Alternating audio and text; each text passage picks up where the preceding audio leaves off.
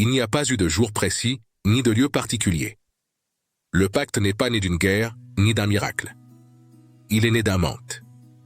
Ce manque que chacun ressent, parfois, sans même savoir le nommer, le manque de paix intérieure, de cohérence, de sens.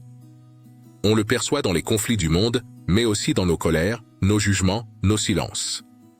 C'est peut-être là que commence le pacte, dans cette prise de conscience que nous faisons tous partie du même déséquilibre, et donc, du même devoir d'apaisement. La voix ne dit pas « sois parfait », elle dit simplement « sois conscient ». La paix ne s'impose pas, elle s'exerce, comme un muscle intérieur. Elle naît chaque fois qu'on considère l'autre avant de réagir, qu'on écoute avant de répondre, qu'on retient le mot malencontreux avant qu'il ne parte, qu'on prend soin des autres, pour que le monde prenne soin de nous. Non, non, non, stop, me souffle la voix. Cette dernière phrase semble tout droit sortie d'un évangile, oui. Mais concrètement, qu'est-ce que cela veut dire? C'est beau, presque naïf à première vue, mais qu'est-ce que cela change vraiment, pour nous? C'est ici qu'intervient l'effet miroir positif, apprendre à vous regarder en face, à voir ce que vous dégagez réellement, et à faire en sorte que les autres puissent percevoir en vous ce qu'il y a de plus éclatant. Que l'exemple que vous donnez naturellement devienne une source d'inspiration, au point que chacun, autour de nous, ait envie de tendre vers cette version-là, d'eux-mêmes. Et sans effort, vous devenez un repère. Un exemple qui ne s'impose pas, mais qui donne envie d'être suivi.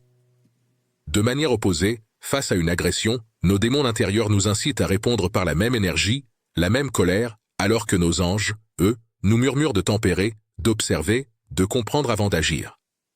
De rejeter intérieurement les mots blessants avant qu'ils ne partent. Tendre la main à celui que tout le monde évite. Si nous écoutions davantage cette sagesse silencieuse, nous apprendrions à répondre non pas à la colère, mais à la cause de cette colère. C'est ainsi que le pacte prend vie, doucement, dans nos gestes les plus discrets. Nous deviendrons capables d'interpeller l'âme de celui qui s'égare, et parfois même de lui tendre le reflet apaisé qu'il avait perdu de vue, ce reflet qui, par simple présence, fait baisser la tension intérieure qu'il ressent. Un devoir d'exemple en quelque sorte. Pourtant, combien de fois passons-nous à côté de cet effet miroir positif? Quand nous haussons le ton juste pour avoir le dernier mot, quand nous préférons juger plutôt que comprendre ce que l'autre traverse. Car, si face au conflit du monde, nous n'avons qu'un impact limité, dans nos échanges humains, nous sommes, nous, seuls maîtres à bord. C'est là que se signent, chaque jour, les véritables traités de paix dans nos mots, nos attitudes, nos silences. Le pacte n'est donc pas une idée à suivre, mais un souffle à respirer. Exploitons l'effet miroir positif, quand la voix nous murmure, prends soin de ceux qui t'entourent, et ceux qui t'entourent prendront soin de toi. Un pacte, c'est cela, être précurseur et acteur d'une paix à établir, selon chaque situation, en alliant nos ressentis à ce recul intérieur qui permet à la lumière de passer entre les âmes.